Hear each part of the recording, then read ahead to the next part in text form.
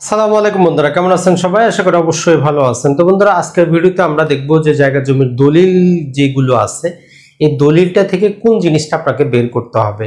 দলিলে অনেক কিছু লেখা থাকে, এগুলো দেখে আমরা শিক্ষিত ব্যক্তিরাও ভয় করি যে আমি কোন জিনিসটা পড়বো, কোনটা বাদ দিব, কোনটা গুরুত্বপূর্ণ।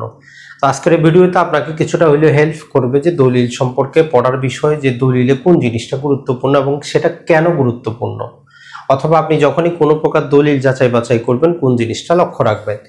তো দেখেন যে একটা দলিলের ক্ষেত্রে সর্বপ্রথম কথা হচ্ছে যে দলিল নাম্বার। তাহলে একটা দলিলের মধ্যে আমরা সর্বপ্রথম যে জিনিসটা খুঁজবো সেটা হচ্ছে দলিল নাম্বার, যে কত নাম্বার দলিল। তো এটা আমরা কোথায় পাবো? তো দেখেন দলিলের প্রথম পাতার মধ্যেই আপনি পেয়ে যাবেন। তবে প্রথাগত একটা নিয়ম হচ্ছে যে এইটা যদি একটা দলিল হয়, এটা হচ্ছে প্রথাগত নিয়ম, এই দুই প্রকারের দুই দিকে থাকে, ডান দিকে থাকে আপনার দলিল নাম্বার আর এই দিকে থাকে ক্রমিক নাম্বার। তাহলে এই এই যে ডান দিকে উপরে যেটা থাকবে সেটাই দলিল নাম্বার অথবা দলিল নাম্বার বলে লেখা থাকে। তাহলে সর্বপ্রথম আপনি দলিলের মধ্যে দেখবেন যে দলিল নাম্বার। আমরা ধরলাম যে একটা দলিল নাম্বার হচ্ছে 702। এখন দেখবেন যে এর পাশে এখানে 701 এরকম করে ক্রমিক নাম্বার লেখা থাকে। তো ওইটার কাজটা কি? মনে রাখবেন, একটা সাব রেজিস্ট্রেশন অফিসে প্রতিদিন অসংখ্য প্রকার দলিল রেজিস্ট্রেশন হয়। সাব রেজিস্ট্রারের অফিসে 4টা বই থাকে। এখন যেই দলিলটা প্রথমে সাবমিট করা হইলো, করার পর একটা ক্রমিক নাম্বার পড়ে গেল। তো ক্রমিক নাম্বার পড়ার পরে যেটা হইলো যে এই দলিলটা রেজিস্টার্ড দলিলের দিকে আসলো, অর্থাৎ সাব রেজিস্ট্রার গ্রহণ করলেন, বালাম 1-এ যাবে। তো তখন বালাম 1-এর জন্য নির্ধারিত আবার নাম্বার পড়ে, যেটাই হচ্ছে দলিল নাম্বার। অনেক ক্ষেত্রে দলিল সাবমিট হইলো সেটা বালাম 2-এ যাবে, অনেক ক্ষেত্রে দলিল সাবমিট হইলো বালাম 3-এ যাবে, তখন সেখানে পৃথক পৃথক নাম্বারিং হয়। তবে বাংলাদেশে ম্যাক্সিমাম যেটা সেটা মোটামুটি 100-র মধ্যে 95 ভাগ দলিলই সরকারের 1 নম্বর বইয়ে যায়। তাহলে উপরের দিকে যেটা সেটাই হচ্ছে দলিল নাম্বার।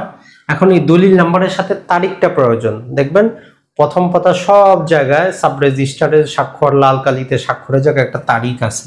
ধরলাম যে আমরা এটা একটা তারিখ হচ্ছে যে মোটামুটি আমাদের 21শে জানুয়ারি 2025, এইটা হচ্ছে আমাদের দলিল নাম্বার। তাহলে এই নাম্বারটা দিয়ে আপনি খুব সহজে দলিল উঠাইতে পারবেন। তাহলে দলিলের মধ্যে গুরুত্বপূর্ণ হচ্ছে দলিল নাম্বার এবং তারিখ, যে কত তারিখের এটা দলিল।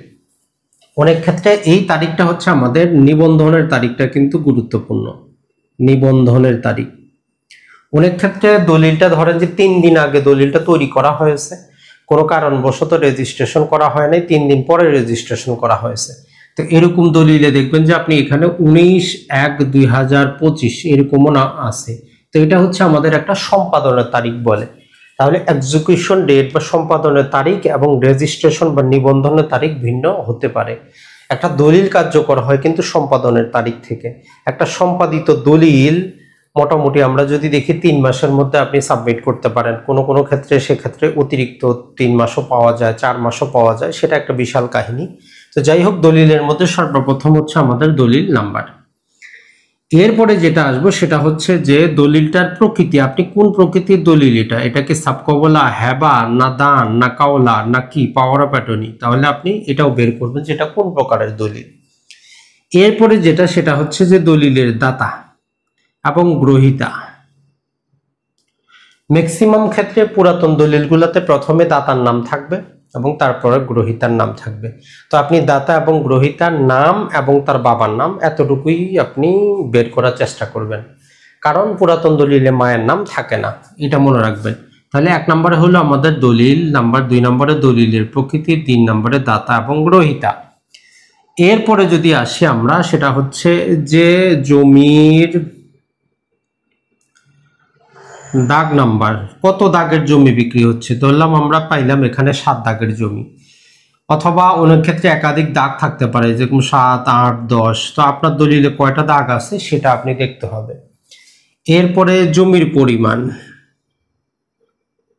পরিমাণ, তো আমরা বোঝার জন্য শুধু একটা রাখতেছি, তাহলে আপনি বুঝবেন। ধরেন যে 7 দাগে জমি আছে মোটামুটি 50 শতক, আপনি 50-এর মধ্যে নিচ্ছেন 25 শতক, তাহলে এটাও আপনাকে বের করতে হবে যে 7 নম্বর দাগে 50 শতক জমির মধ্যে দাতা আপনাকে 25 শতক জমি দিয়েছে, 25 শতকে গুরুত্বপূর্ণ আপনার জন্য। এখন এই যে জমিটা আছে এই জমিটার খতিয়ান নাম্বার কত, দাদার খতিয়ান নাম্বার কত দাদার, এরপরে এইটার হোল্ডিং নাম্বার কত। খতিয়ান নাম্বারে যেটা হয় যে পূর্ব মালিকের নাম সবকিছু থাকে, আর হোল্ডিং নাম্বারে সে কত টাকা খাজনা দিল, কত টাকা বাকি আছে, অর্থাৎ খাজনার রসিদটা এই হোল্ডিং নাম্বার থেকে ইস্যু করা হয়। তো এইটাও আপনাকে জানতে হবে। তাহলে জমির দাগ নাম্বার আমরা পেলাম, জমির পরিমাণ বের করতে হবে, খতিয়ান বের করতে হবে, এবং হোল্ডিং নাম্বারটাও কিন্তু আমাদেরকে বের করতেই হবে। এরপরে আমরা যেটা হয় যে দলিলের মধ্যে আমরা কিছু বায়া দলিল বা পিঠ দলিলের নাম্বার পাবো, ইতিহাস পাবো যে বিক্রেতা এই যে সম্পত্তির যিনি দাতা উনি সম্পত্তিটার মালিক কিভাবে হইলেন তার বিস্তারিত বর্ণনা পিঠ দলিল বা বায়া দলিলের মধ্যে পাবো। তো এগুলো সম্পর্কে আমরা কিছু না, শুধু ধরেন যে দলিল নাম্বারটা এবং তারিখটা জানবো যে এটা কত সালের দলিলে উনি কত সালে বিক্রি ক্রয় করেছেন। ধরলাম যে 1999 সালের ফেব্রুয়ারি মাসের 2 তারিখে 500 নম্বর দলিলে দাতা মালিক হয়েছেন, তাইলে এটা হচ্ছে আমাদের একটা বায়া দলিল বা পিঠ দলিল। তো অ্যাটলিস্ট দলিলে আপনি 25 বছরের ধারাবাহিক মালিকানা পাবেন, 25 বছর। তবে আপনারা সবসময় ট্রাই করবেন যে কোনো মালিকানা যাচাই করার ক্ষেত্রে সিএস রেকর্ড হতে পরবর্তীতে আজ পর্যন্ত ধারাবাহিক সিএস, এসএ, আরএস, বিএস বা বিআরএস এর ধারাবাহিকতা হিসাবে আপনারা চেইন অফ ন্যারেশনটা ঠিক করার চেষ্টা করবেন। তাহলে একটা দলিলে দলিল নাম্বার, দলিলের প্রকৃতি, দাতা গ্রহীতা, জমির দাগ, জমির পরিমাণ, খতিয়ান নাম্বার, হোল্ডিং নাম্বার, বায়া দলিল বা পিঠ দলিলের তথ্যগুলো আমরা সেখান থেকে বের করব। এরপরে আর যে জিনিসটা একটু গুরুত্বপূর্ণ সেটা হচ্ছে যদি আপনার প্রয়োজন পড়ে দলিলে সাক্ষী থাকে 2 জন, সর্বনিম্ন 2 জন সাক্ষী, তাদের নাম ঠিকানা জানার চেষ্টা করবেন। একজন ইসাদি বা শনাক্তকারী থাকে, তার নাম ঠিকানা আপনি জানার চেষ্টা করবেন। দলিলের প্রথম পাতার অপোজিটে কি থাকে, আঙ্গুলের ছাপ থাকে, সেই ছাপটা আপনার নাম্বার থাকে সেটা একটু দেখার চেষ্টা করবেন। আর দলিলের যদি মূল দলিল হয়, মূল দলিলের শেষের পাতার অপোজিটে বালাম নাম্বার দেওয়া থাকে, সেখানে পৃষ্ঠা নাম্বার দেওয়া থাকে যে কত নম্বর পৃষ্ঠা থেকে কত নম্বর পৃষ্ঠায় কত নম্বর বালামে আপনার মূল দলিলটা এন্ট্রি করা হয়েছে। তাহলে বন্ধুরা সহজে যদি আমরা বলি একটা দলিলের মধ্যে যে অসংখ্য হাবিজাবি থাকে এগুলো কোনো কাজের না। মূল জিনিসটা হলো আপনি দলিল নাম্বার এবং তারিখটা বের করবেন, দলিলটা কোন প্রকৃতির দলিল সেটা বের করবেন, দাতা এবং গ্রহীতাকে সেটা বের করবেন, জমির দাগ নাম্বার বের করবেন, খতিয়ান নাম্বার বের করবেন, সেখান থেকে হোল্ডিং নাম্বার বের করবেন, সেখান থেকে বায়া দলিল বা পিঠ দলিল যদি থাকে সেগুলো বের করবেন। তবে অনেক ক্ষেত্রে আপনি কিছু শব্দ পাবেন যেগুলো হয়তো আপনি বুঝবেন না বা যেগুলো একটু সম্পর্কে আপনার ধারণাটা থাকতে হবে। সেখানে আপনি পাবেন যে কখনো লেওয়া আছে যে সাবেক খতিয়ান, আবার কোথাও পাবেন হাল খতিয়ান, কোথাও পাবেন ডিপি খতিয়ান। তো নরমালি সিএস বলতে সাবেক খতিয়ান আর হাল খতিয়ান বলতে এসএ বোঝায়, এই জিনিসটা হচ্ছে নরমাল ক্ষেত্রে। তারপরে আপনি দেখবেন যে কত সালের দলিল পড়তেছেন, যদি দেখান যে এখন 2025 সালের একটা নতুন দলিলে আপনি দেখতেছেন সেখানে হাল খতিয়ান আছে, তাহলে এটা ধরে নেবেন যে আরএস খতিয়ানটা, আর সাবেক খতিয়ান মানে এসএ খতিয়ান। এটা নির্ভর করে অবস্থার উপরে। এটা ছাড়া বাস্তব একটা দলিলের মধ্য থেকে কিভাবে পড়তে হয় অলরেডি আমাদের ভিডিও আছে, অথবা নতুন করে আমরা ভিডিও নিয়ে আসবো, সেখান থেকে আপনি জানতে পারবেন। তো বন্ধুরা ভালো থাকবেন, সুস্থ থাকবেন। আসসালামু আলাইকুম।